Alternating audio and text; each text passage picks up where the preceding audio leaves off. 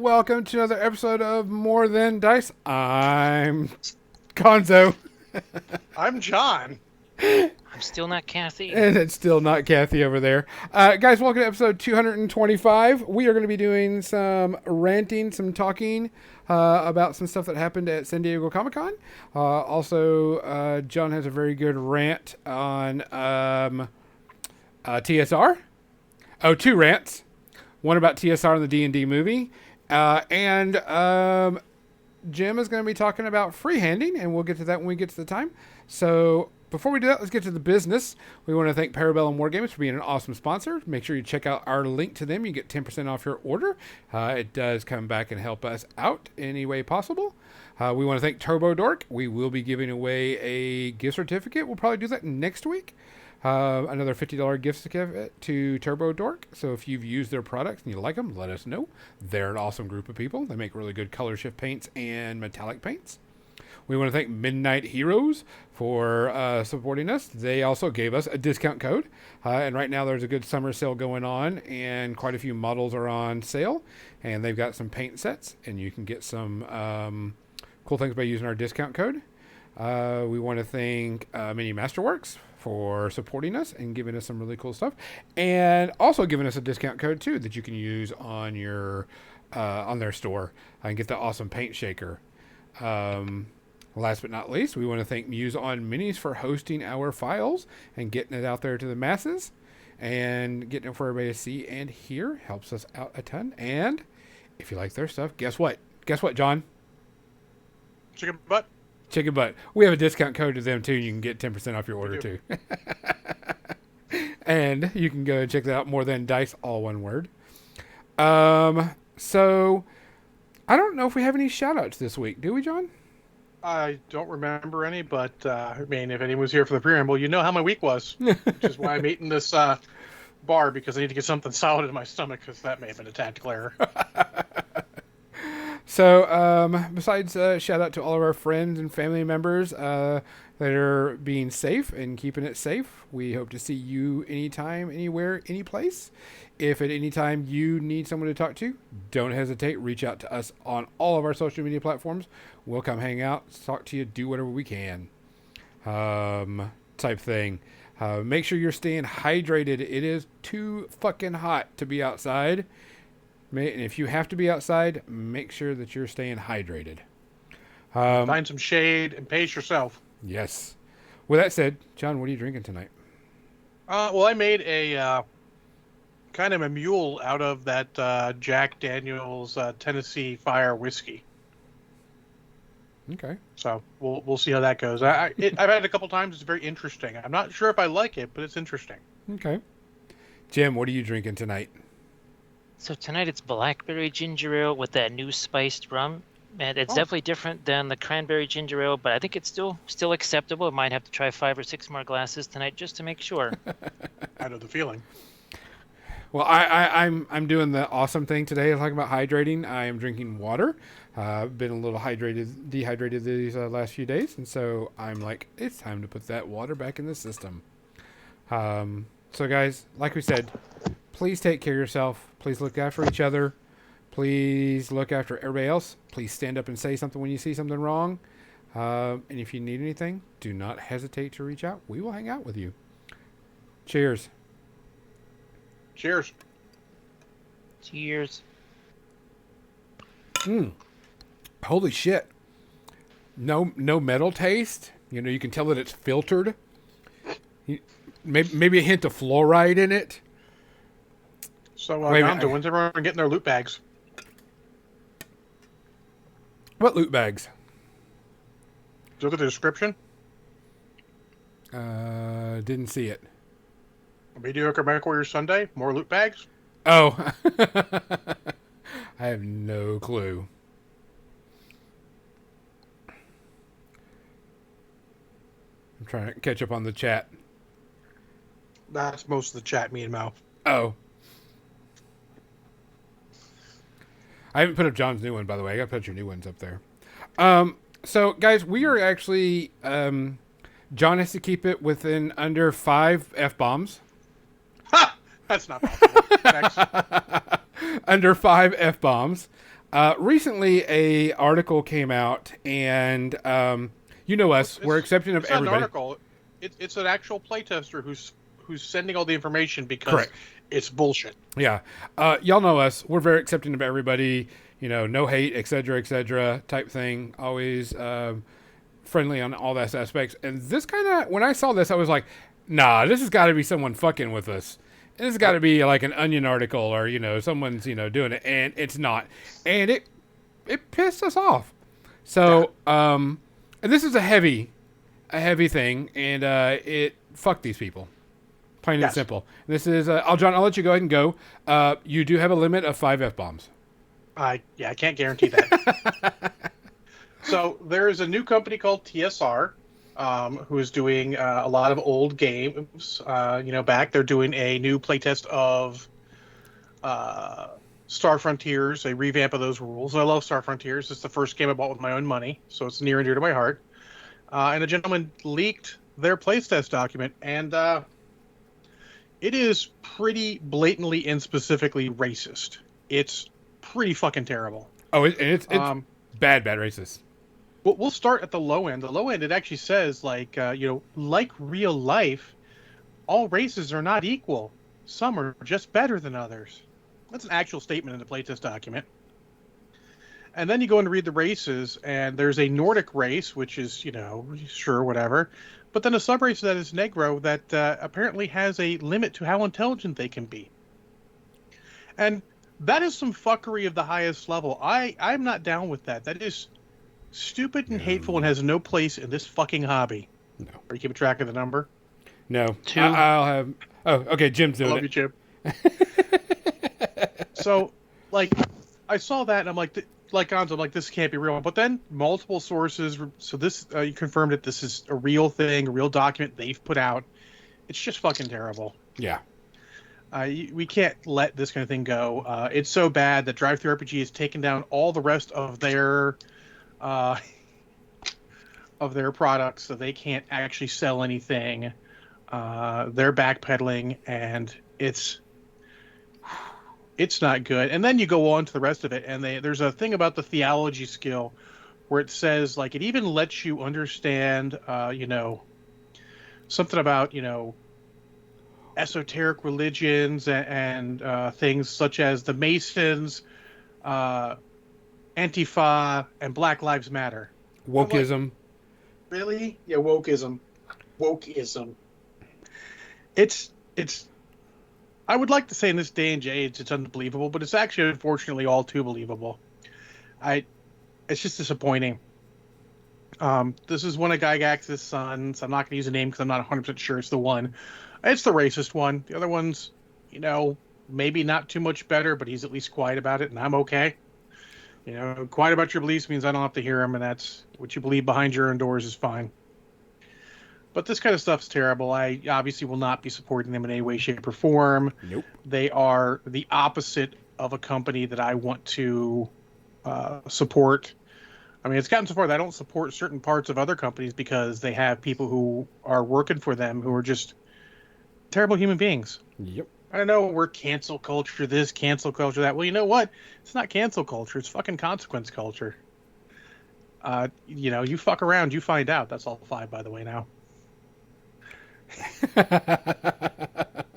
But it's just the way it has to be, We have to hold them accountable for what they're doing, and they may not like it, and people may not like it, but they're the ones who chose this path. They get to walk it, and it's just terrible. Well, yeah. On top of that, they also have a hit list. Their hit list, just the people who are quote unquote woke. It's terrible. Like, the reason we're not sharing Twitter is this because nobody reads this stuff. Like, forget these people. Yeah, these people I don't want to deal with trash. them. They're trash, and they need to go away. It's bad enough that the original gamers, the ones who were there with the videos like how to quote unquote win at Dungeons and Dragons, are like, hey, we're not associated with these guys at all. Those guys are crazy. and when the people I normally block and mute are like, oh no, we're not associated with somebody, they're bad. So it's just don't stand up for it. If there's a game out there that you like, if they're being blatant like that, you can't support them. No. No matter how much you like it, there's other games out there. If you're playing a role-playing game and they're doing stuff like that, you know what? Come find me. We'll run an online game of the same of the same type. I can convert it and we can do it without them. Yeah. So there you go. So And Jim, you missed two. There were 5. I kept track after you let me know too. And so, plain and simple, we don't tolerate hate. No. No, at all. Not So another thing happened this week, San Diego Comic-Con, and we're going to do an early review of a trailer. Okay. You want them all out in the beginning? Oh yeah, Yes, yeah. Because sir. I want Jim to have his time to shine, and I don't want you to, I want you to get yours out. San Diego Comic-Con released the new D&D trailer, which John showed it to me, and I was like, oh, it kind of reminds me of like if Guardians of the Galaxy made a fantasy show type thing. Kind of feels that way. Fair assessment. Yeah. Did I think it was bad? No, it looked like it was going to be a fun show. And then, of course, it hit the airwaves, and people went off. All right, look, fuckers. Do not get your panties in a bunch because a fucking movie doesn't conform to your actual thoughts of D&D rules. It's a fucking movie. It doesn't have to follow your fucking rules at all. Not even a little. Xander's got your account. Jesus H. Christ. So here's the thing. So what Who people cares if a druid can't turn into an owlbear? It's fucking awesome. Yeah. Fucking live a little, you goddamn cocksuckers. But then they were cannot handle also this. complaining that she's not a real tiefling because she's not blue or black or whatever. And I was like, they can look like any skin color. Anyway. Go fuck yourself. It's okay. Jesus Christ. How could you get so ranty about... I mean, I'm getting ranty about you getting ranty, but about that, it doesn't matter. Well, here's what's interesting about the whole thing. Someone made this comment, goes, I've never seen so many people bitch about having a white woman in the role. Oh, God. Oh. You guys... It is not meant it's not to be anyone serious. probably listening to this. Yeah. Those people are giving us a bad name. Yes. Like all the good, and it is good, that Critical Role, Dimension 20, and all the rest of the guys at their live plays are giving us. Stranger Things, all that positivity is being undone by these goddamn grognards and neckbeards and just fucking gatekeepers. Hey, take your gatekeeping and shove it up your ass. It doesn't belong here. No. Welcome these people. It doesn't even matter. It doesn't matter if the rules. Let me tell you a secret. I'm going to review the D&D movie, and let me tell you, it didn't fucking follow the rules either. You know what's interesting about this whole thing? This is the first time I've seen a black dragon spew acid and not fire. Yeah. That's cool. I was like, damn. This looks like I said, it reminds me of like if Tim Gunn would have directed it and made this, a fair Guardians of the Galaxy fantasy version. James Gunn. James Gunn, sorry. It does, but I made the joke of. So here's the thing. I'll make the joke first, then I'll go serious. The joke is, but Chris Pine is greater than Chris Pratt, and I will take Michelle Rodriguez Barbarian over Gamora in the first Guardians of the Galaxy movie any day of the week. It looked like a lot of fun. I'm not gonna lie. And here's the thing: it looked like it was fun. People call it a Guardians of the Galaxy style, but that style was around long before that. Guardians of the Galaxy just did it really well. Correct. So I'm all in on it. It looks like it's going to be a hoot. It cannot be worse than the original movie. You just fucking trust me on that. We'll talk about that in the media section. I enjoyed it. I thought it was a lot of fun. Yes. It does look like it follows some of the rules of, whatever, but for the most part, it just looks like it's going to be a good time, and I'm all for Yeah. it. Yeah, absolutely. Do I think it's like Uh, Oscar worthy, Lord of the Rings? Fuck no. no, I don't expect it to be that like that. I'm not. Doesn't even need to be. You know what? No. It just needs to be good It needs because to be I've talked about this. entertaining. Every time fantasy comes about, someone shits the bed, makes a terrible movie, and then everyone's like, "Oh, fantasy sucks," and then you don't get any fantasy stuff for a while. Yeah. Oh, Legionnaires, I did more than bring it up. I fucking watched it. So there you go. There's 2 rants out of the way early. I can sober up now, and Jim can talk about freehanding. And he'll be talking about the One Ring trailer. Because That'll be in the media section too, yes. Yeah. We'll be talking about that in the media section because the second full-length trailer / whatever you want to call it came Teaser, out. really. Teaser. Well, no, it's full trailer, really. Yeah. It comes out in September, so it's got to be a full trailer. Jesus. But there was a lot of teasers and stuff that happened at San Diego Comic-Con. Some cool stuff. Some like, Yeah. type Most of thing. the stuff we'll cover in media just because that's where it should be covered. Yeah. So, but we wanted to get those rants out. Guys, enough of the gatekeeping. Because someone even made a post on the thing, goes, this movie's going to bring out people that are going to want to play D&D. That style, let them fucking do it. I've actually thought about getting D&D books, so I'm ready because, maybe people want to play. Yeah. And if this brings them to the hobby, that's awesome. Yeah. Let them play. So, all right, Jim, we're going to switch over to your camera. Hey, Magna Paints. Hey, Magna Paints.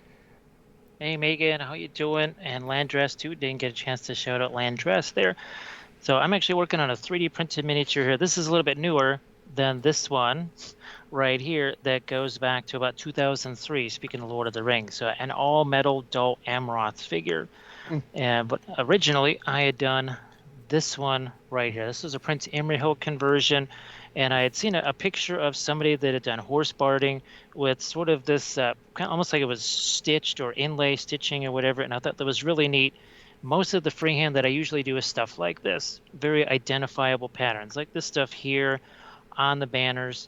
And it doesn't really matter what the genre. Uh-oh. The freehand here on the Ukraine Marines, well, that gave it a very strong theme. I know it's pretty obvious what these guys were all about with the Flower Maidens, the Snake Island flag right there, and the Slava Ukraine symbol. And here, we're doing some of this. That's what's going to be happening here. Some of that sort of filigree type work. I like to use freehand just to really carry a theme. So here, we've got a few examples right here. Doesn't have to be on the miniature.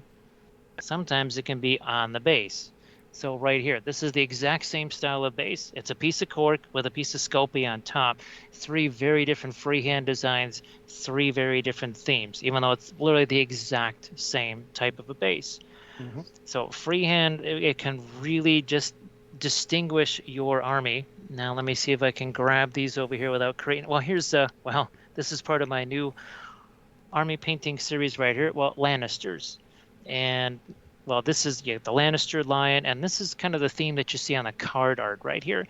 And I have done this on dozens and dozens and dozens of Lannisters. So it shows that, yes, you can do freehand across an entire army.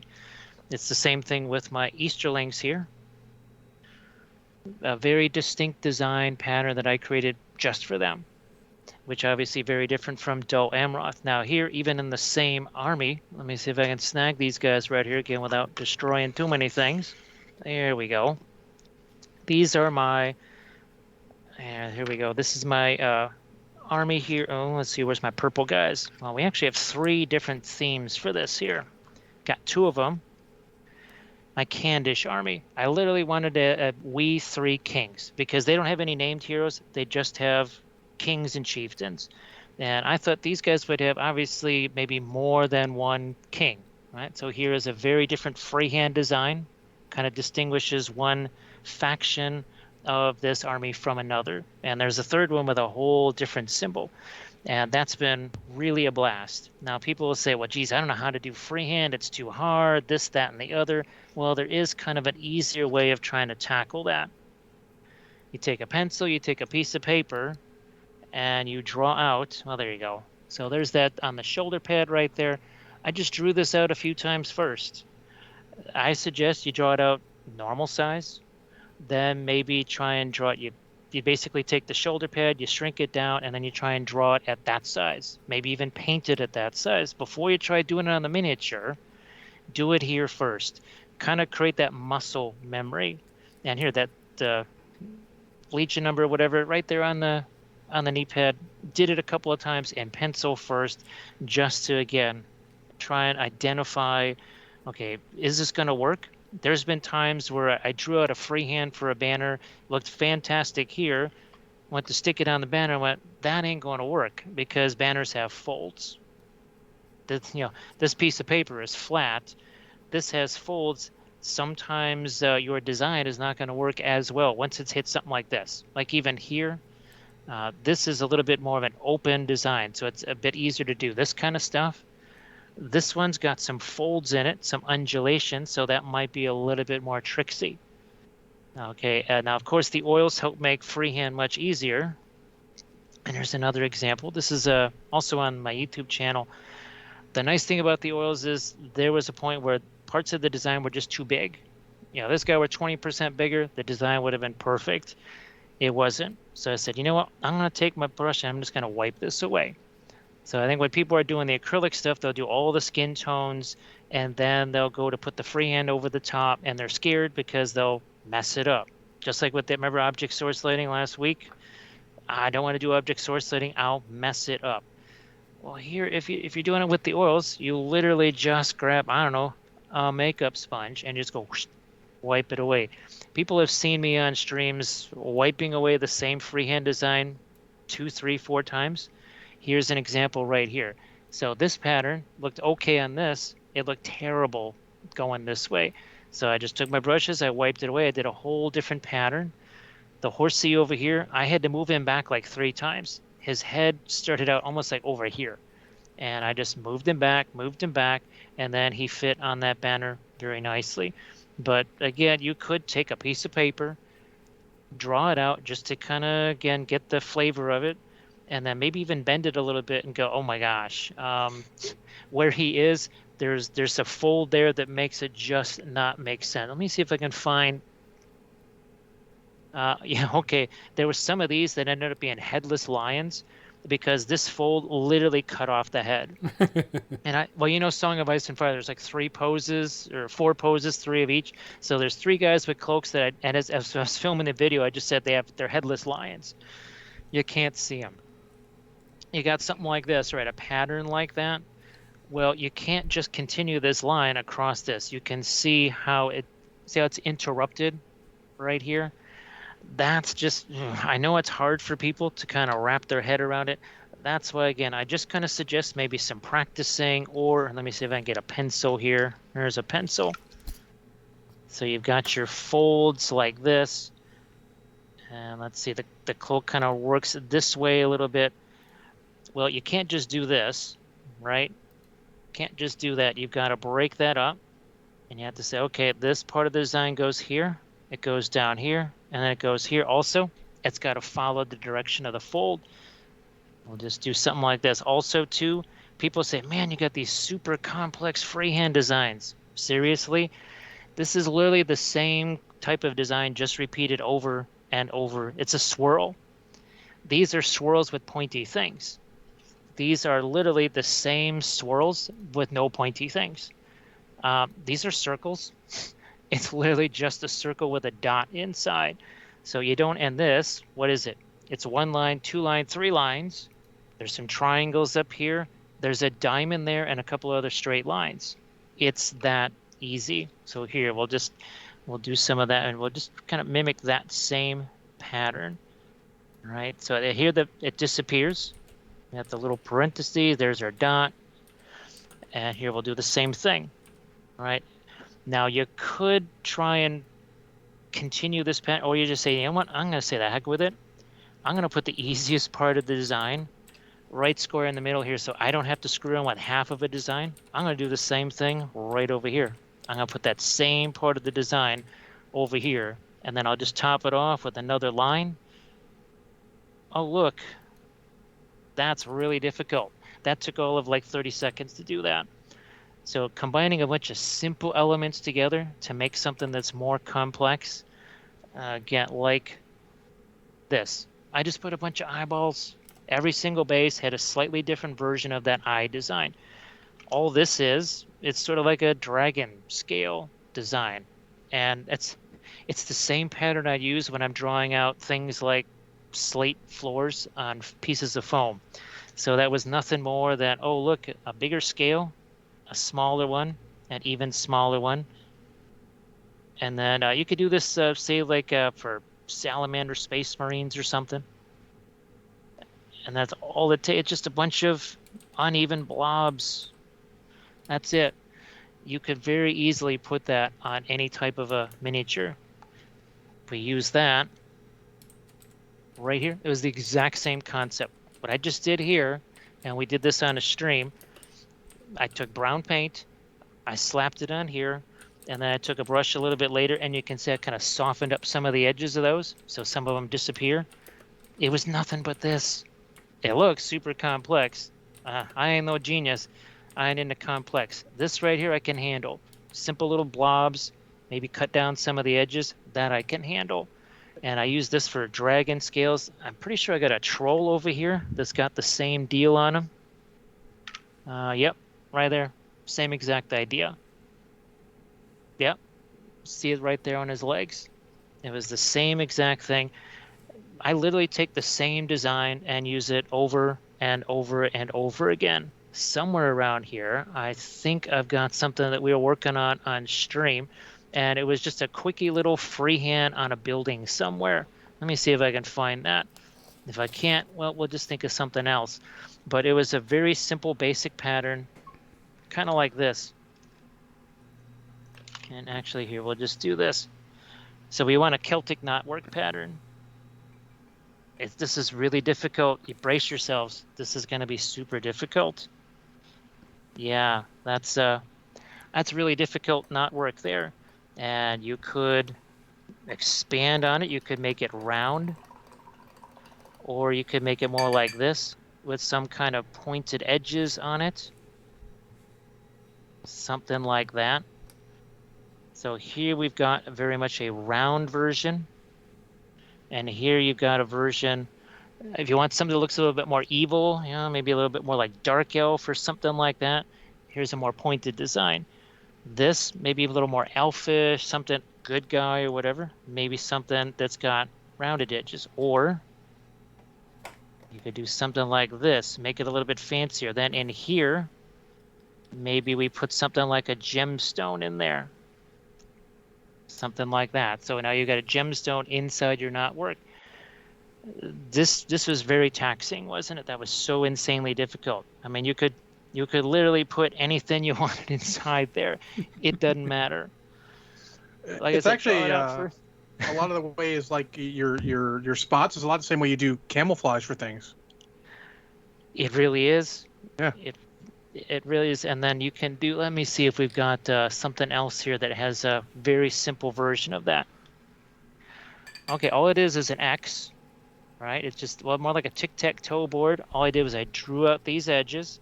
Oh, look, I put some swirls on the end of this. And I said, oh, I need something up here. I just put a little bit of a triangle type shape there. Oh, it was inspired by this stuff. So there's a lot of times where I'll look at a miniature and I'll have a design on it already. And I'll just take that design, because I saw it over here. Sometimes I'll just take whatever I see on the miniature and then try and put that somewhere else. And it adds so much. Now this one's a little more complex right here. So this is, all it is a little bit of a swirl, but you can see I put those points on the end of it. Looks kind of similar, doesn't it, to that, except here, you can see all I did was I changed it around, and you can see there's like some interior thing. This has nothing in the interior, just solid. So where that red is solid, over here, I broke it up and I actually let that be more open. Otherwise, it's basically the same type of design, but it looks really different. I've even taken the same design and done it almost very angular and square on orcs, and it looks really neat. It looks like a totally different pattern, but it's really not. It really is not. And here again, just a little something on the face there. Oh, again, another simple tattoo thing right there. So you don't have to kill yourself. You really don't have to go absolutely berserk on that. Now this is a little more complex right here. And the video, I actually drew this out a few times and actually did a little bit of shading on it because I wasn't sure if this design was going to work on my bases, but I ended up doing some kind of an eye, a fish eye sort of thing on all of the bases because I tried it on one and I liked it so much, I could have repeated it here. Obviously, I would have maybe done a little tiny drawing of it just to see if it reads, because sometimes what looks good at this size, not going to look good at shoulder pad size. And I think that's maybe another area where people kind of get tripped up or something like that, where they go to do, let's see, here's another version of that. So obviously this is so big, I had the luxury of actually putting some script in there. If this were, oh, I don't know, let's see, where's one of our acolytes? That's a little bit difficult. Over here, maybe not such a great idea. So I said, you know what I'm going to do? I just put this little thing right here. See, that's like a little Eye of Sauron there, like a tattoo with some dragons. And then a few little bits of scrolly something in there. Nowhere near as elaborate as this because it's just too darn small. Give it a suggestion. Sometimes the suggestion of freehand is more than enough to impress somebody, especially if it's part of an army. You don't have to, again, necessarily kill yourself, right? When, who knows? Are they really going to take the time to look at all of that work that you put into it? Yeah. Are they really going to do that? Yeah, I learned that doing epic scale models where just the idea, the suggestion that there's something more there, their mind will fill it in for them, and it just adds to the model. So here we go. Here's a couple of other ones. The shield design kind of dictated what I could do. This one was nice and open. There was literally nothing on there, so I could go nice and big with my design. Here, not so much. And these were some 3D prints from Kobe's, German sculptor. And okay, I just said, little Eye of Sauron, but it kind of carries the theme. See that little bit of scroll work around the outside, just enough blue to kind of carry that Easterling Dragon Knight theme. And again, it's one way to really help your whole army have a theme. Now here we get some done lendings. Okay, remember the big old ogre? This is pretty much the same design as him. It's just a little bit less angular and it's simplified. Why? Because this guy's freaking tiny. The other guy is freaking huge. So I didn't want to kill myself doing that. Oh, look, here's another. Quickie tet, it's a swirl. Literally, it's a curly Q and nothing else with a little bit of a flourish at the end of it.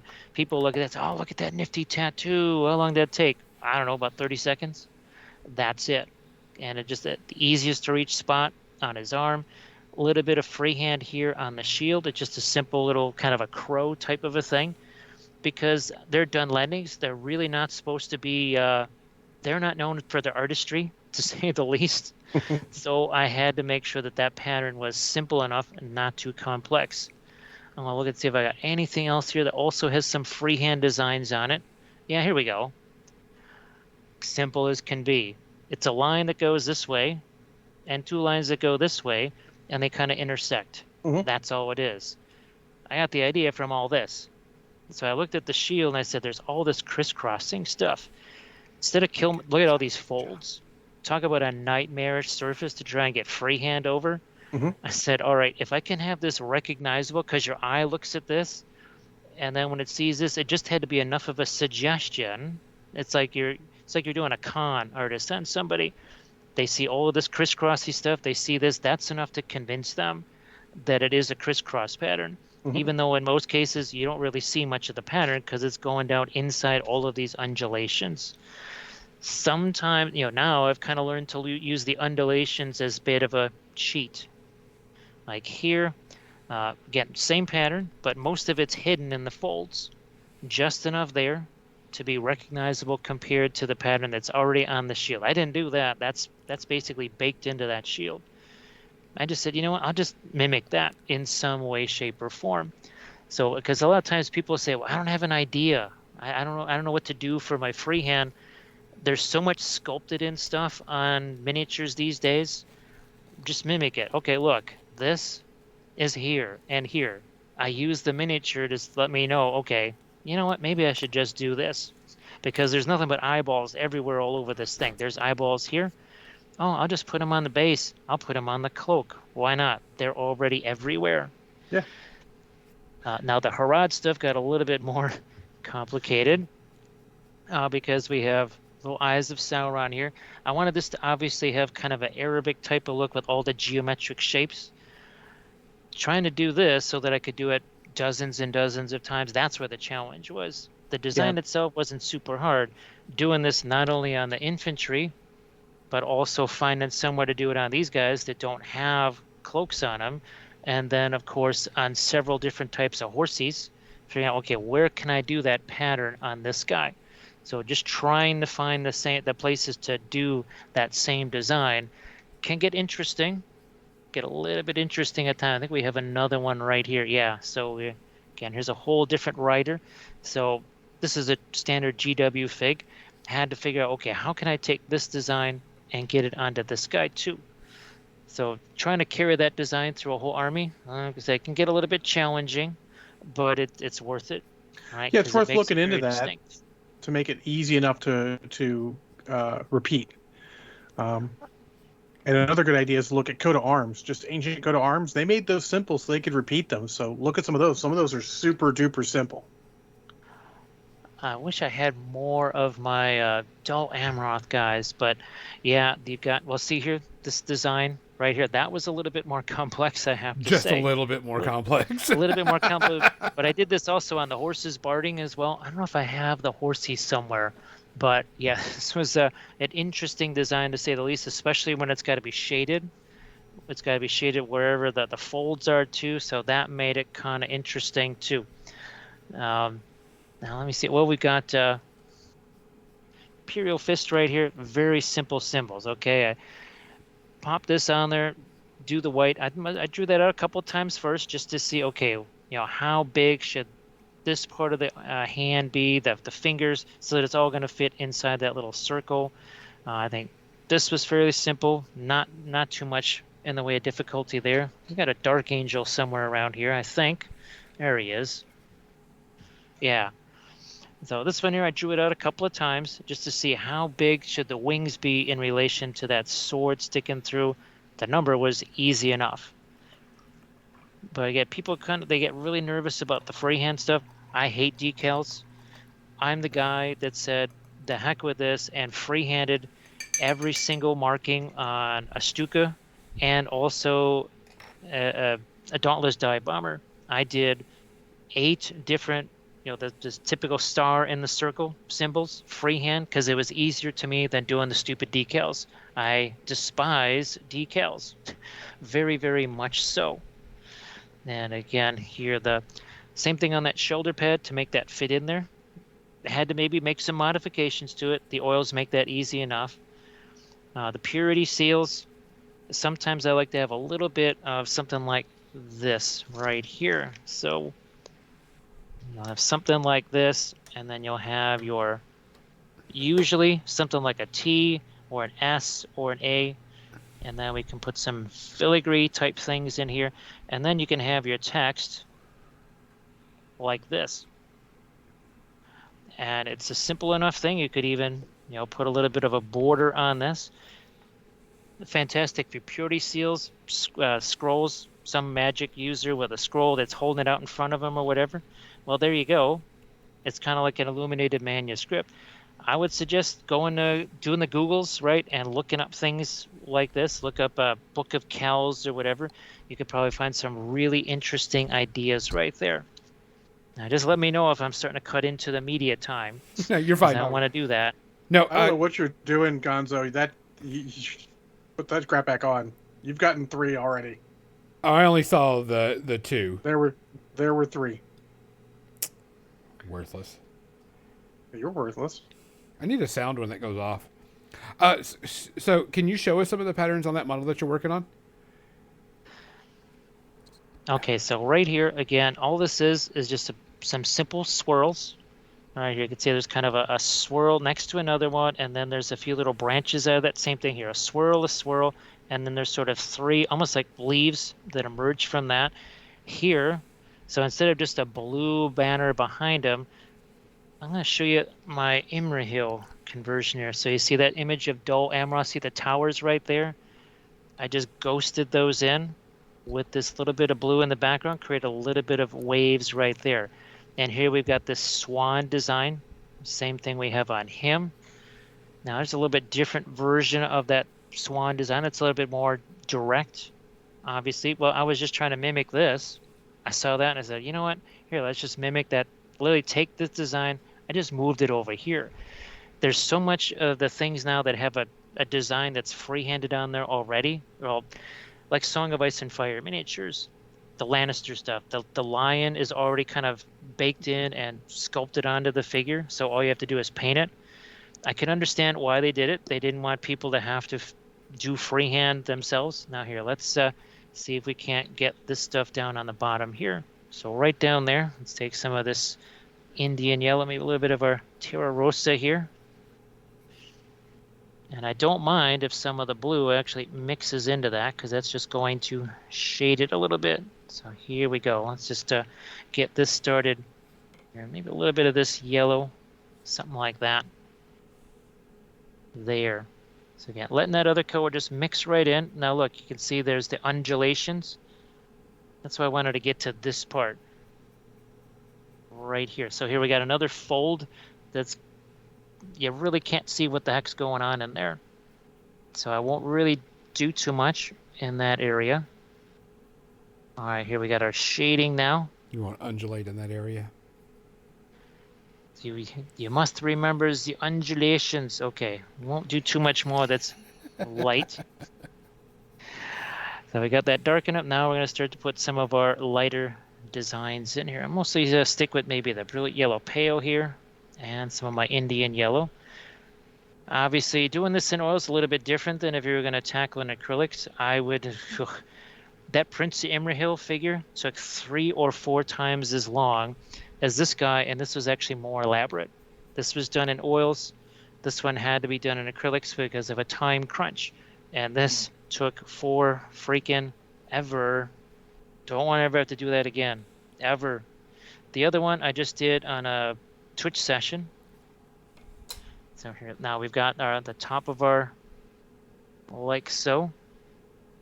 You can see I don't even bother doing much in the shadow area, do I? Okay, we got the top part of the fold here. Gonna get the top part of that fold. Same thing over here. Top part of the fold, let it get toned down as it goes into the shadow areas. Now let's get to some of those circles real quick. Now, I'm not going to put the circle down in here in this fold. I'm going to say, you know what? I'm going to do it right here where it's the easiest to get to. There's another little complication, though. You can see how the cloth is being yanked this way. I can't just have a circle stuck right there, like I just slapped a sticker on them or something. I need to actually take this circle and pull it this way. So let me see if I can get a piece of paper again. So we've got the folds going this way. So instead of a circle like that, which looks ridiculous, the circle was drawn like this. So it's more like an oval. Why? Because the cloak is being pulled in this direction. You do this, you pretty much, the brain is like, wait a minute, the cloak's being pulled this way. How in the world are you got these perfect circles here? So I think this is another thing that kind of intimidates folks is when they get to stuff like this. So the more extreme, see here, look at how I'm really flattening out that disc. So instead of this, it's very flattened out like so. And that's what I'm going to have to do on this guy to make that at all believable. Hey, Jim, we actually have a question about 2 of the busts you showed off earlier. There was the Fox Lady and the Witch. Do you know who makes those? Do you remember who makes those? Those are 3D prints from Printomancer. There you go, Mose. 3D prints from Printomancer. And those were both done on the Twitch channel, so you can just go over there. Every episode is saved. It's almost like a YouTube channel. I cannot put them in any other order except, well, just leave them where they are in chronological order.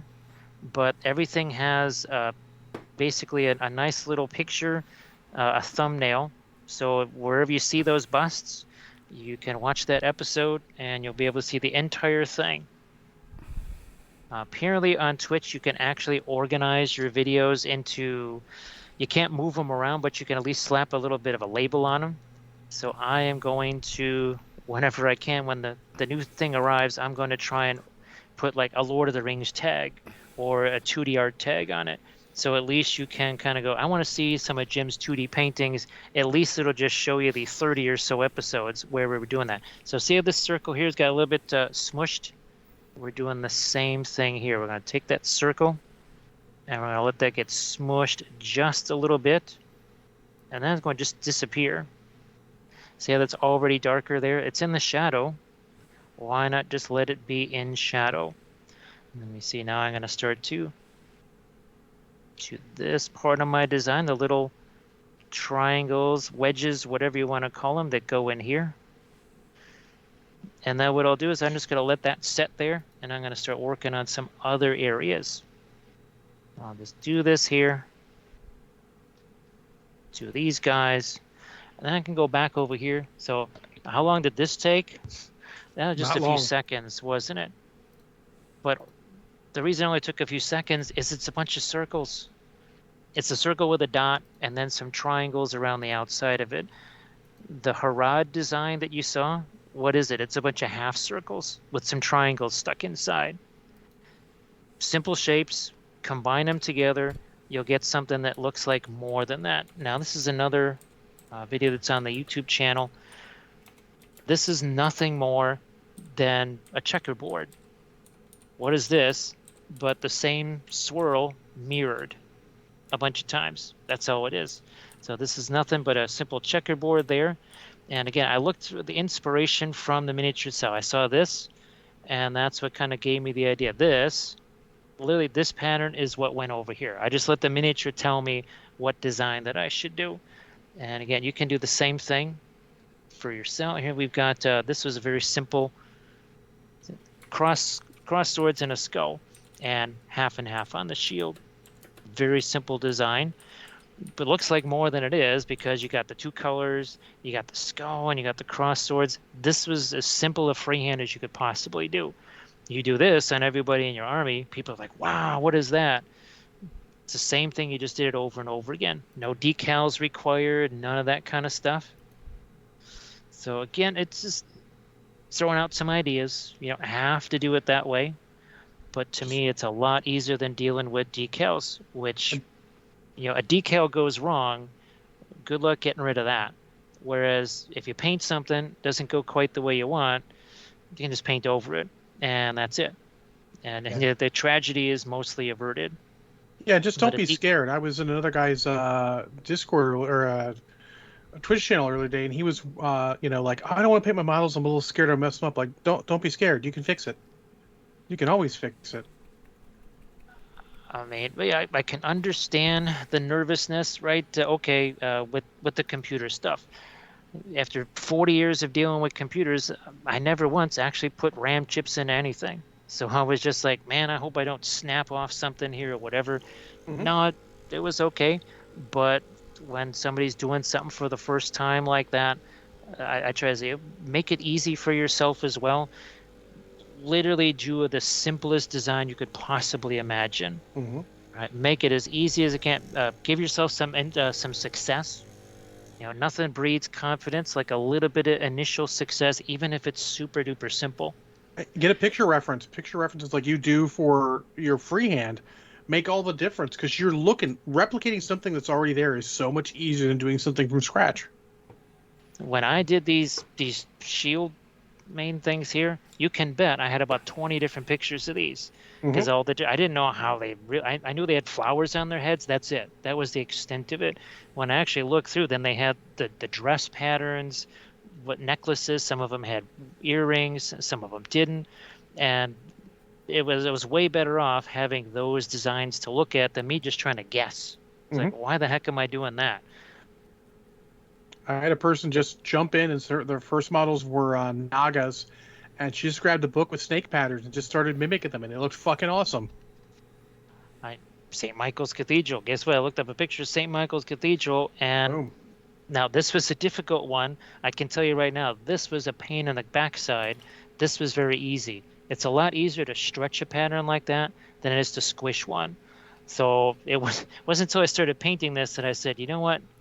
I really wish this could have gone on this side, but I wanted the drama of all of this one visual together.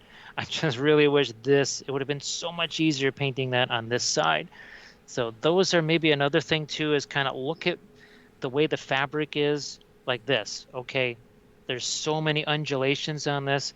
I might just like do a little bit of a swan head here and a couple of bits of a wing, and that's it. Because otherwise, why am I drawing a bunch of stuff down in all the crevices there that nobody's ever going to see? Try and maximize, I guess, the use of your design, right? Instead of struggling to do all this stuff in a fold that no one's ever going to see, maybe do as much of that design, the most recognizable part, like, oh, I don't know, here, look, where's the swan's head? It's at the top of an undulation. Where are these wings? Where there's the least amount of folds. That the part that I want you to recognize the most has the least interference. If I had done that down here, well, good luck seeing that, right? Because it's a bunch of folds. Same thing over here. That's why the swan is way up here, because once you get down in here, this is going to get tricky. This is even more tricky. You got even more folds over there. Rock around, so, rock around. That's right in time. It's tricky. So just make it as easy as you can. First, there, let me get the.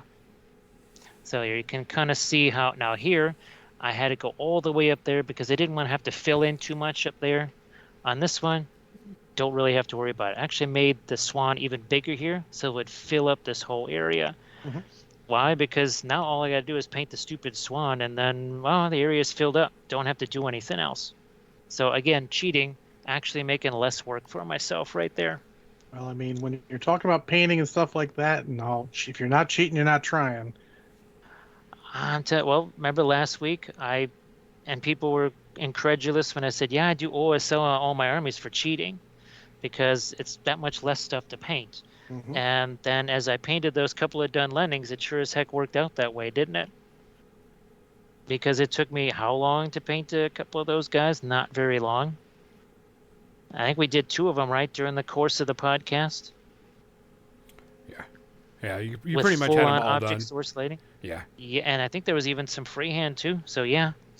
Oh, and there was plenty of non-metallic metal. All that done. Now here too, I can take my darker color. It's not all about just adding lighter and lighter colors. I'm gonna take this darker color now and start to refine some of these shapes in between the wings, in between the feathers, like that. So it, especially with the oils, it works so well for refining your design, because you can make, if I didn't like this at all, I can just take a sponge and go whoosh, and it's literally gone. It doesn't exist anymore. I think that's another thing too, is people would be a little less maybe worried if they could do it and know that if they did like it, it would take about a half a second to make it all go away. It's like, nope, nobody will ever know that that didn't go the way I wanted it to. So here you can see that looks very different now with the addition of the ultramarine blue up there. Very different. All I did was just add some dark, and all of a sudden all of our wings just really starts to show up much better. Hey, Ninja Kitten. Yeah. Mr. Wappel is on here painting. Hey, Ninja Kitten. And again, I do apologize. I know what people have been asking, hey, why aren't you streaming? Between the computer stuff and some of the tests and the timing of those things, it just was not physically able to do that, even if the computer was 100%. There was no way the last 2 days. Normally I stream Friday and Saturdays. It just wasn't going to happen, unfortunately, just with some of the chaos here. So I've just wanted to tell folks that normally see me streaming, like, what's happened? It's like, well, that's kind of why. I love me some streaming, believe me. I wish I was streaming. I have a blast. because I get to paint stuff and talk to people and ridicule them and judge them harshly for no good reason other than I can. Either that or encourage folks. That's what we really try to do on the channel, is just make folks realize, it ain't that scary, not that Nope. difficult. It's really not. I mean, like, you've inspired me to try and do more. I mean, I did a camo scheme on a couple of BattleTech mechs, and I was like, wait, this is not as hard as I thought it was going to be, because it's just little parts here and there. And I'm sure you look at ones with and without, and you say, man, why wasn't I doing this all along? Because look at how this stuff is. And then you think how it's going to look, I don't know, a few months from now as you keep doing it more and more. I think sometimes we both get scared, and sometimes we get overwhelmed, or I must make it look exactly like the real thing. No, you just need the impression of the real thing. Your mind's going to fill in the rest of that. Like that swan, he's just done the barest bits of stuff, and it's like, it's a swan. Absolutely, I can see that. And then he'll refine it and just do little bits here or there, and it'll look great. Because I'll have the reference up on screen, and I'll say, yeah, okay, the reference says this, but that reference was of a guy 6 feet tall.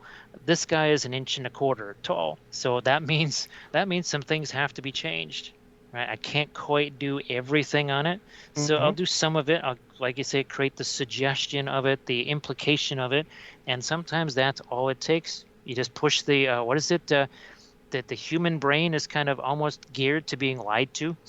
Yeah. We want to believe, confirmation bias. I think that's the new buzzword. Yeah. So, I mean, I learned that when I was doing Black Widow for Marvel Crisis Protocol. I couldn't quite get her hourglass thing perfect, but I'm like, you know what? If I just do a bit and it's like bigger at the top and smaller at the bottom, then smaller at the top and bigger at the bottom, everyone will get the impression, and it just looks right, even though I didn't do almost any work on it. Yeah. If it's just a single competition mini in a case or something, well, okay, upon closer review. But it's an army. It's on the table with terrain and all this other stuff. There is no upon further review. There's too much stuff to look at. They will just see what you wanted them to. Yeah. Captain Missy, do not ever think that. I know people like to think must paint like X or Y, right? It's not worth it. My ex-wife did that. She was going to paint models, and she looked at the heavy metal models for something. She's like, why should I bother painting? I can't do that. And I'm like, you're missing the fucking point. You can do that, and if you keep trying, you can do that all the way. It's good to hear, Missy, that you're joking, but I mean, that's an important note for everyone. You get intimidated by what other people can do. Don't. Be inspired. You don't, I mean, he's been doing this for forever. He's been doing this for years and years and years and years. You're not going to be as good starting off. Just try and get better when you paint stuff. When I think of how it was when we first got started, and I'd been doing 2D art for 20 years before I ever painted a single miniature, and it was square one. It was not even at square one. I didn't even know what static grass was. I had no clue. Shading? I just got the colors in the right place, son. It's good enough. we just did the stuff that people told us we were supposed to. We had no clue. It took years to figure out anything beyond that, and then it wasn't until maybe 2006 or so that we really started to have a definitive thing that was really all our own. It took a while of developing that. I didn't even think of using the oils for miniatures until 6 years ago. I could have been using them this whole darn time. It never even occurred to me. That's because everyone just used acrylics. And you're like, everyone uses acrylics. Acrylics must be what we use. This is a person who loved painting in oils, never got a chance to do it anymore, and now I get the chance to paint with the oils all the time. Just never even popped into my head that it was possible. Don't know why. Well, there's the conventional wisdom, which is really stupid. There's nothing dumber than conventional wisdom. Always question and innovate. That's how we get ahead. That's how non-metallic metal started coming about.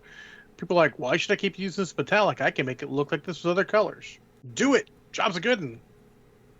And that's when then all of a sudden it started going the opposite direction, right? What was metallics and non-metallic were so different from each other. And I said, well, maybe not. So when we took this bust, split them right down the middle, and half of him is in non-metallic, the other half is in true metallic. Because what makes one work is the same thing that makes the others work. Reflections, color reflections, the edges, right? If you don't have the sharp edges, you got nothing. You got the reflected light in here. Doesn't matter which one it is, you've got to have those things. And I used to never get a chance to paint the true metallic stuff. Not because I didn't want to. It was, well, all the folks paying us to paint miniatures for reasons of photography or just plain matching existing stuff. They said, no, it's got to be non-metallic metals. We would have been painting the true metallic stuff years ago. It's just no one let me. It wasn't until I started doing the Twitch stuff that I finally got a chance to do that. And man, I was so glad, because it gave me a chance to really show folks that, yeah, they're kind of the same thing. They're really not that different. Now here I'm getting back into, say, I let this set for a little bit. We're starting to kind of redefine a little bit our little circles there, trying to refine those guys. Then our little angled pieces that are over here. And again, it's after 8. I don't know if you want to do your media session now. Oh, I'm not even paying attention because I'm listening to you and I'm painting. I'm painting little bitty fire tokens. Look at these. I can't. They're upside down. Well, I primed them red, and then I'm painting the top of them orange and yellow. Dry brushing them orange and yellow. Let's go ahead and go over the media section, because we got quite a bit of stuff to talk about. Like 875 things, because John's like that. Ooh, Jim's screen is wonky-doo.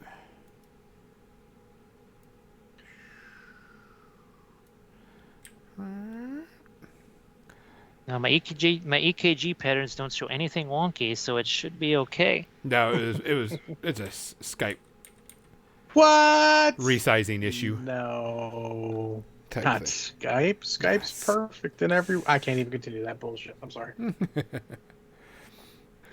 So, this last week, like I said, was San Diego Comic-Con. They released a ton of trailers.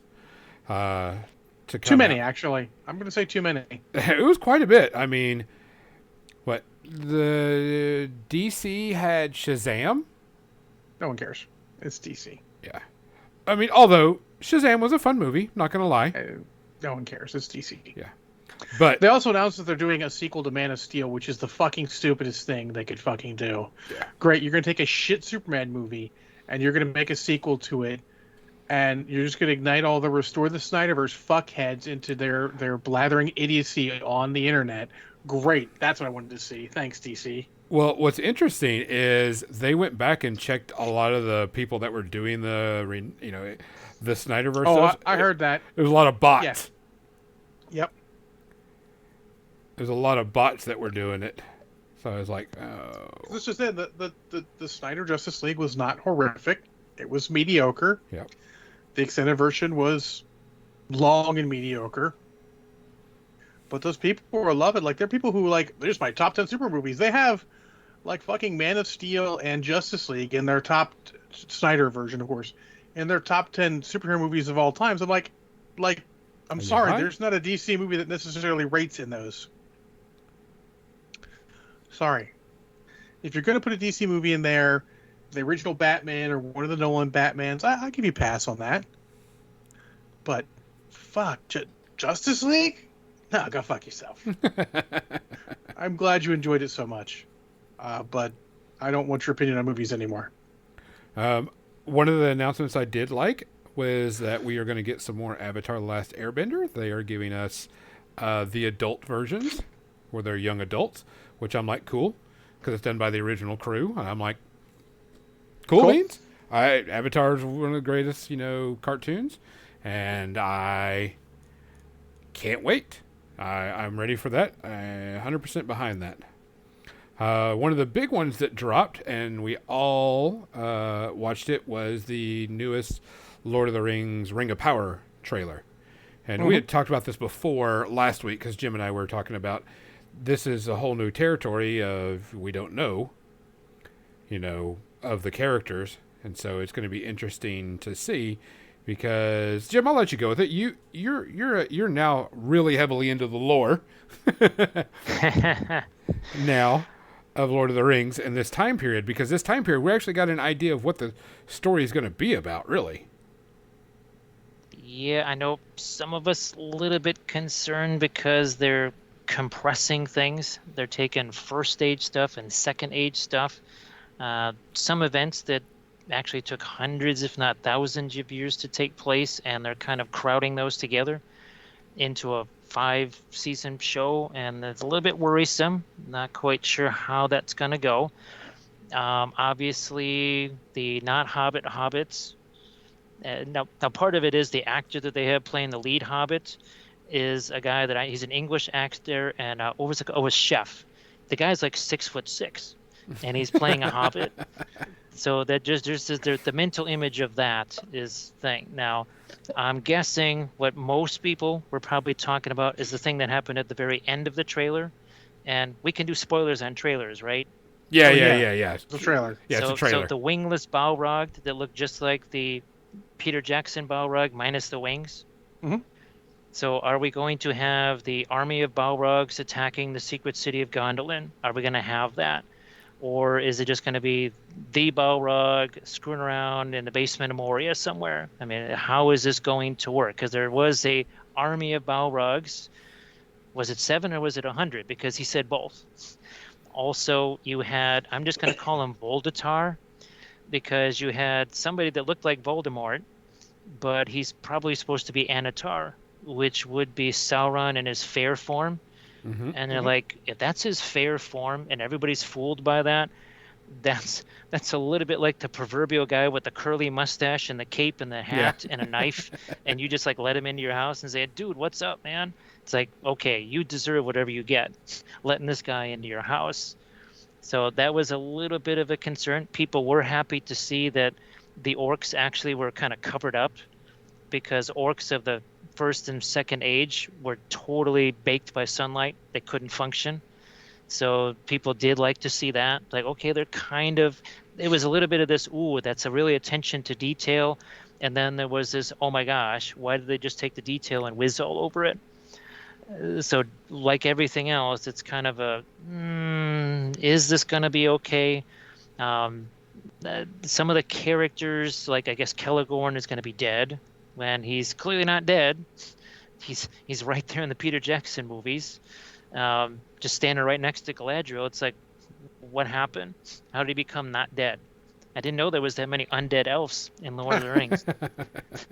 We also have, they showed Saruman, didn't they? Well, that they're thinking that maybe that was him in some kind of shape-shifting form. At first, I thought maybe that was Shelob or Ungoliant or something like that. And they're saying, is that a Morgul blade, right? That sword that kind of just appears the way it does. I think the other thing too is, at first you saw that image of the fiery thing where people are floating. Some people said, is this supposed to be the destruction of Numenor, or is this War of Wrath? Is this the destruction of Beleriand? That's what I thought it was. But then you see Cheeto Galadriel, and it's like, maybe it's just a village that got burned up. Because I'm not sure if you're familiar with Cheeto Galadriel. Not at all. She's Galadriel covered in ash, and everything is all red, so it literally looks like she just bathed in a bunch of Cheetos. Gotcha. Gotcha. Okay. So yeah, I'm just kind of nicknaming some of the characters here. I think the other thing too is, I guess people they liked some of the visuals. Khazad-dûm, it didn't look all bleak like Moria did. There was some nice things done with a lot of golds and oranges, but just the kind of the blue light that the dwarves had coming into the caverns. So people were kind of happy about that. Galadriel hanging out with a queen that really wasn't a queen of Numenor at the time. That was a little jinky. We're not quite sure how that's going to work. We did get to see the White Tree of, well, eventually Gondor. So I guess at some point, Isildur is probably going to pop up and then, stuff that sapling in his pocket. And, spoiler alert, Numenor gets destroyed. And they take the White Tree with them. Sorry, guys. It's out there. Read it yourself. Yeah, it's going to be kind of interesting to see where they go. I know they're going to have to change a bunch to make it a viable series, but we'll see how far it goes. I'll say I like the production values. They Oh, yeah. look good. They doesn't look cheesy like the Wheel of Time. So which also it got renewed for a third season even before the second season came out. So hopefully that means it goes. Yeah, Mose, it's scheduled for 5 seasons. So September 2nd is the premiere date. Yeah. So interesting. I mean, I'll try and watch it. I'm interested. I mean, I'm a big Lord of the Rings fan, so Just so far behind on stuff, I don't know when I'll watch it. you'll get there. Hopefully. Because a lot of the other things are stuff I have to watch with the new Daredevil series coming out, and Daredevil apparently showing up in the She-Hulk trailer. I need to watch Daredevil. That She-Hulk trailer looked amusing. That looks like good, solid, like the comic book She-Hulk fare. Yeah, I'm gonna hold off on any type of, I gotta see it. I don't know much about She-Hulk besides passing information type thing. She's like Deadpool. She does break the fourth wall, and she does in the trailer, so that's good. Okay, I didn't know that, so I have no clue. So And she's not to the same extent, but she does occasionally. It has been a while for her comics, so I liked what I saw of it. It looks interesting. I mean, cool. Wong. Can't go wrong with more Wong. Oh yeah, Wong is amazing. Yes. And so then that was cool. I'm really excited that we're getting Daredevil back because that was one of the best Marvel or TV shows that they did. Yeah, and they've got mostly at least Foggy and Daredevil back. So and of course Kingpin. Yeah. I don't know if they have Karen Page, but I mean I like what I've seen. I've seen a bunch of clips. I haven't seen any of the episodes, but I like what I've seen of Daredevil. It looks good quality, solid combination of humor and seriousness. Oh yeah. So yeah, very solid. Looking forward to that. What else? Again, too much. They announced all this stuff, and I was just like, I mean, honestly, if it ain't coming out this year as far as Marvel goes, I don't actually fucking care about it. Wakanda Forever. That was the one that's coming out this year, November. Yeah, I'm not as impressed by the trailers as everyone else. I It looks really fine. liked it. Nothing wrong with it. It just didn't do anything It was for a me. very emotional trailer, and they picked the right music. I didn't. It invoked no feels from me. Really? Yeah, zero feels. I'm kind Didn't of look curious. bad, but I mean, there was nothing in it to invoke feels. The only thing that made me invoke feels was the Queen saying that she's given everything, and her family's dead. For that. So I mean, that was a good scene, but there's no feels associated with that. Well, we're getting Namor, and it's going to be Namor, yes. Supposedly it's a battle between Wakanda and Atlantis. Is kind of Sure. which I'm kind of like. That's. But I guess they're not the main bad guy for some reason. I mean, shouldn't be. I mean, I've heard rumors we're going to get a Doctor Doom in the post-credit scene, not actually in the movie. Yeah, Mo, I didn't really know what it's about by the trailer. I mean, I saw obviously Namor there. I could tell from that's Namor. Oh yeah. It looked like Atlanteans, but it was like, okay, sure. Wait a minute, Wakanda? That's Yeah. So a suburb of Illinois versus Atlantis? Yes. Okay. I don't know how they're going to do it. It's the Great Lakes attack. Yeah, we don't know. So the thing is there's no, since Wakanda's a made-up country, there's no, like, is it on the coast? What's going on? I actually don't care, I'll watch it. I'm sure it's going to be solid. Marvel's done a good job on their movies. It just didn't invoke any feels for me. So. We'll have to wait and see. Yeah. But they announced a bunch of stuff, all the Marvel stuff. If you care about that, just look on the internet. There's a ton of stuff announced. Yeah, all the Phase 5 stuff is out. Yeah, I want to thank Disney very much for announcing a Marvel Zombies that I heard alternatively is animated or live action. I don't fucking care either way. Yeah, I'm not too much. Yeah, yay, thanks. It's stupid, and I don't need any of it. Now, they did say the ending of what's officially the Phase 5 is going to be Thunderbolts. And I had to look them up. I know I've seen the comic there, but I had no clue who or what's in it. So I was Thunderbolts was a good story, but it was at a singular time that it fit. Because all the main heroes, the Fantastic Four and the Avengers and all that had been killed. So they needed new heroes. So it was a good. I don't know if they can do it the same way. Maybe Wakanda will show something like that because, I mean, technically Zemo started it in another identity. Maybe they'll do someone else. I don't know, but interested. Yeah, it'll be interesting. Yeah, Marvel's gonna put a bunch of stuff. I mean, no matter what anyone says, it's all good quality. Like Marvel's versus Suicide Squad, no, it won't be like that at all. Disney's not going to go that negative. They can't. It's not their thing. I'm actually impressed they're letting Marvel do what they're doing, what they have, but they're not going to go anything nearly Suicide Squad. Yeah, I don't see that.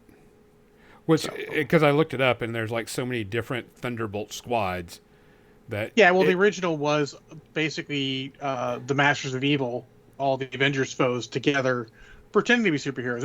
It was a good plot. Yeah, it could be anything. We have no clue right now. It's way in the future, so we won't know. Not worried about that until it comes out. But let's get into movies a little bit, Gonzo. I saw Thor: Love and Thunder 2 weeks ago. Yeah, how did you like that? The beginning was fucking trash. Like, continually having Guardians in other movies without James Gunn is a mistake. I did not enjoy the beginning at all. About the time, now let's say the Thor beginning part, when they switched to Jane Foster, I actually thought it got more interesting, a little more serious. There were some cool parts there, and then when Thor finally got to Earth, at that point I thought it really kicked in, and I thought that I'll have to disagree with Landrast. I thought it got a ton better immediately. Christian Bale was an understandable and great villain. I enjoyed the crap out of it. I think there's a couple of things that are artistically great in it, and I thought they absolutely stuck the fucking landing with the ending. I thought the ending was great. I'm still not the hugest fan of comic Thor, but that's what we get, so that's what I have to deal with. This is supposed to be his last time playing Thor, isn't it? No. God, no. He's the one who keep coming back. You think so? And people are upset. They're like, oh my god, doesn't seem like it fits in the Marvel Universe. Hey, it's another thrilling Thor adventure. Like he said multiple times in the movie. It's okay to have a movie that's a standalone. And I don't want people... Another mini rant coming. I don't want everyone getting all upset because they put a standalone movie out. Hey, that's fucking okay. It doesn't all have to be interconnected, you fuckheads. I'll stick with just the two F-bombs on that one. But yeah, I actually enjoyed it overall. I'd give it, I'm going to give it a 2. A 2? That's not 2 bad. space herpes. Comparative to what I've seen, either you really, really like it or you really, really hate it. Yeah. I mean, there are jokes that, like, they were just throwing jokes at the screen at the beginning and they just didn't hit. And I can understand without putting someone off so much they didn't enjoy the entire movie. But I felt as they brought in the more serious stuff, the jokes started hitting more and actually being tension breakers. And not, like, in a bad way, like Taika Waititi has done in the past. I thought it was actually in a good way. So I actually, I enjoyed the ending of it. The beginning, nah, but the ending was absolutely great. So there you go on that. And the soundtrack, guys, the soundtrack is awesome. I got it. I listened to it on Apple Music because it's apparently on there, and I get a free Apple Music with my Sirius XM or some such shit. So boom, awesome. Oh yeah, Captain Mizzy. That's actually one of the more recent Thor ones, and they actually did it exactly like the comic, which surprised the crap out of me. No spoilers on that, but a lot like the comic, and I was impressed and surprised. I mean, I knew that they did it. I just don't know the story of how it happened and yeah, etc. I'll have to wait. I'm not going to spoil anything, but no, I would say it was worth seeing in the theater. But if you want to wait for Disney Plus, I do not blame you at all. Cool. Gonzo, you got something, or you want me to go into my next one? Uh-huh. I wanted to go talk about For All Mankind. So watching that the new season. Apple does it where one episode a week, not the whole thing. So, they do it the right way. Is what you're telling me. And I'm enjoying it still. Still a great series. And recently, I found out that they are renewing it for the next season, and it'll be the 2000s, which will be interesting because, what's the sci-fi going to be? You know what I'm saying? Because now we're getting into sci-fi almost, because we're on the moon in like late 80s, early 90s type thing. So you have to be careful with alternate history stuff because it's easy to rub the wrong way. Yeah. That's what I'm saying. It's going to be interesting. But I'm liking it. It's been really fun. They're going to have to start getting rid of characters this season because they're just too old. Time-wise line. It's not what I want to watch. I know Banyan's kind of interested in it, and we might get Apple TV. I might just get Apple TV because I want to watch other stuff on it. Like Ted Lasso? God, that just, every time I see a clip, I'm like, man, this looks like something I want to watch. Enjoy the hell out of Ted Lasso. We only got one more season left, so... That's fine. It's okay to have it's okay to have a beginning, middle, and an end to something. Something has to go on forever. No. But it's very, very solid. Cool. Yeah. So, I'm enjoying it. It's still good, still fun. Characters are still relatable. Like I said, you're going to have to start getting rid of characters because timeline, they're just too old. Yeah, that's fair. Type thing. So it'll be interesting to see what they do. Are you done with the season, or is the season still going? No, season's still going, so waiting on that. So we'll get a rating at the end. Yeah. Let's get Jim a chance here. Jim, did you watch anything this week? The only thing I really saw was, actually, it's an older show. It was Leverage Redemption. Oh, yeah. Okay. When did they do the Redemption? Because I remember seeing the original one, but how many years ago was the Redemption? Redemption's got to be only about a year, maybe 2 at most. Okay, so I think maybe we're about 8 or 9 episodes in or something like that.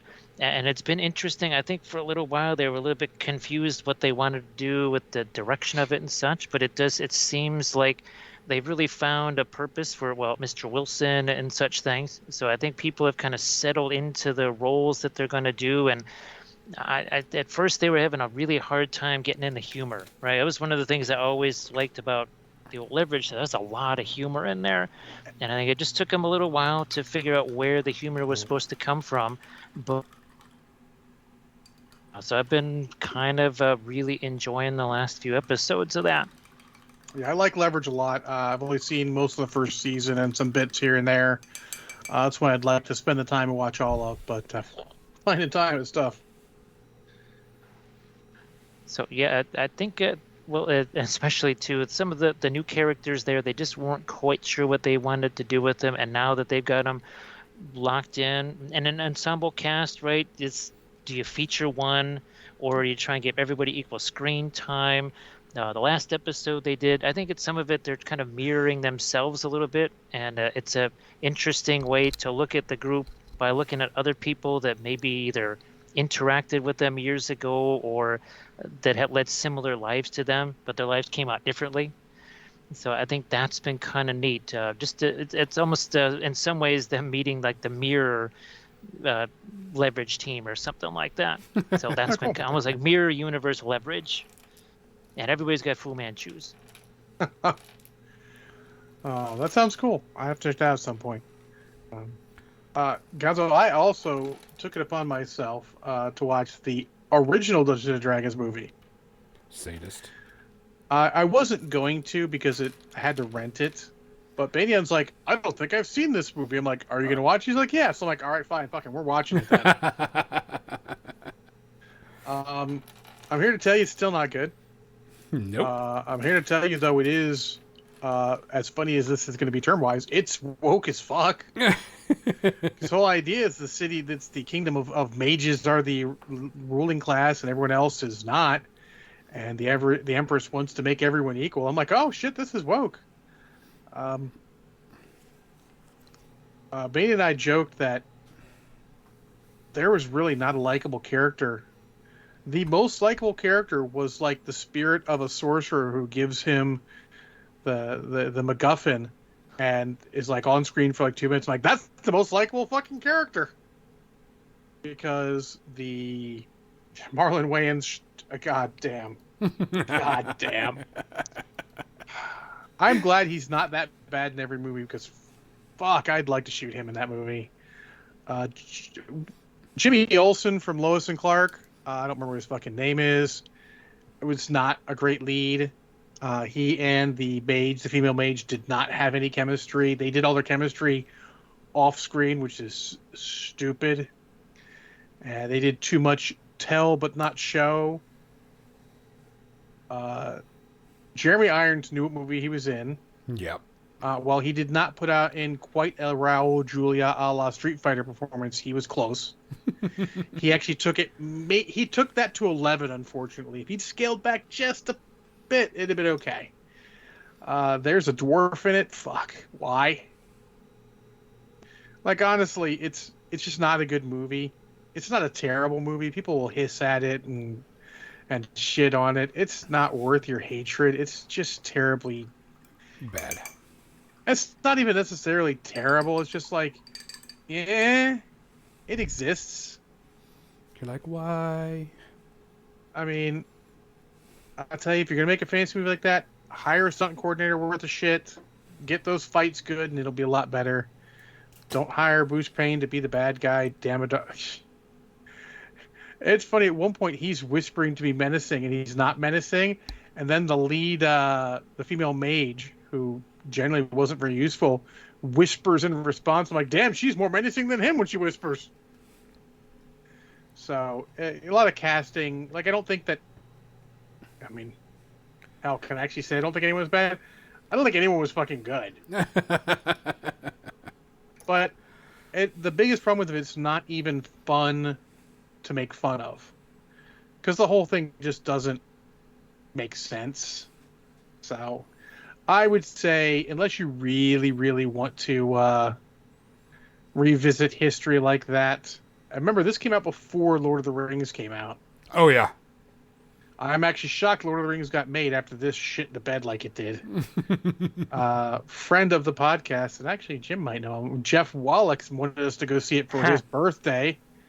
So we all saw it for his birthday, and he still owes me a solid for that shit. If you see him, remind him of that. But yeah, just skip it. Like if it's free and you're interested to see what they do, if you're interested to see how not to make a movie and how to make characters all unlikable, it's a fucking masterclass in how to make unlikable characters. But I'm gonna give it 3. It's not worth more than that because they're trying. I mean, it's hard to judge 2000s CGI. The dragons aren't great, but it's the year 2000. The fuck are you expecting? And there's nothing hateful about it except for Marlon Wayans. The best scene is when he fucking gets killed. Spoiler. And I always feel bad when I look at a movie and go like, I could write this better. I'm no writer. I'm no script doctor, but I could fucking make this movie better, like, easily. So, there you go. Dungeons and Dragons, just don't. Maybe, if I get the time to continue the Dungeons and Dragonness, since, that trailer came out, and that trailer was awesome, maybe I'll watch the cartoons, since I have the complete cartoon series on DVD. Yeah. Oh, yeah. I'm sure it's not going to fare better, but it's aimed at kids, so I have to give it more passes. Yeah. I do want that bow, though. That bow's fucking awesome. Not gonna lie. Yeah. I'm not gonna lie. When we started playing D&D, we're like, we want the fucking lightning bow. Hell's yes, lightning bow. It was in every campaign we did. Mose, the helmet I did show, it does not fit. It is a trophy it is going to be the first place trophy for Conquest, 2,000 point game, and is going to be painted by Rainer72. Oh, Rainer, awesome. Yeah, I messaged him today, say, hey, I need help. Can you help me? He's like, what do you need help with? He's like, I said, this. I got this helmet and another helmet that I want to have painted up for stuff. And he's like, can you send them to me? I says, I'm going to drive them up there because these are solid resin. Oh, he's local to you. Yeah, local-ish. But yeah, these are solid resin prints. So, I mean, this is a few pounds. I got to finish cleaning them up and, It's cool. Oh, yeah, it's super cool. Yeah, the one we're doing for the Invitational is a kind of demon-esque helm. Which, by the way, there'll be some interesting information on Tuesday about Warfare Weekend and Privateer Press. So if you're interested, go look at that because they're going to be dropping a lot of information. But there's going to be some specific stuff about Warfare Weekend. Awesome sauce. Which is going to be super, super cool. I think that's it. Are we out of time? I did more reviews with you this week. You did. That's like a first. Fine. Yeah, I didn't get to watch a lot of stuff this week. I was really busy getting stuff extra done. Week to do it, so cheating. Yeah. So, guys, we appreciate you coming on. We appreciate you listening. We appreciate you listening on anything or watching because, of course, Jim's doing all these cool tutorials. You're watching us on YouTube, so we appreciate it more than anything. Don't forget, come back next week. We'll have some more stuff to do, more stuff to talk about. Maybe Jim will come on again, and this time Jim will teach us how to take a model from 0 to hero in 30 minutes. I think remember Radagast, a diorama of Radagast. Oh, we want to do where he's removable. Remember they were yeah. we're talking about that. Okay, well we'll talk about dioramas. I had actually sent Jim a Radagast miniature because I got him for free and something that I bought, and I know that he was a big fan, and so I sent it to him. So he's going to talk about we're going to talk about dioramas and models that you can take out of the diorama so you can use it and play with it. Awesome. Which would be a really cool topic to do because I know everybody likes to have dioramas, but they don't want to sacrifice the miniature to not play it. Well, plus there's the Spider-Man Doc Ock diorama from MCP and then the new Wolverine Sabretooth one. So those will be good for what's out and coming out. Yep. So, guys, we appreciate everything. Don't forget to check us out. Don't forget to check out our sponsors. Warfare Weekend badges are on sale. Go get you one. You do not want to miss this year if you can make it. Especially, you do not want to miss the VIG. And I think we're almost sold out of VIGs. So, everything else, please take care of yourself. Please watch out for each other. For More Than Dice, I'm Gonzo. I'm John. Still not Kathy. Good night. We're going to send you after... Who do we have? Ricky. Ricky is not a ferret. Yep. Go over there and make sure you tell him he's a ferret. He lies to you. He's a ferret. He's actually a ferret, guys. I've seen him in his human costume. It's disturbing, but he's actually a ferret.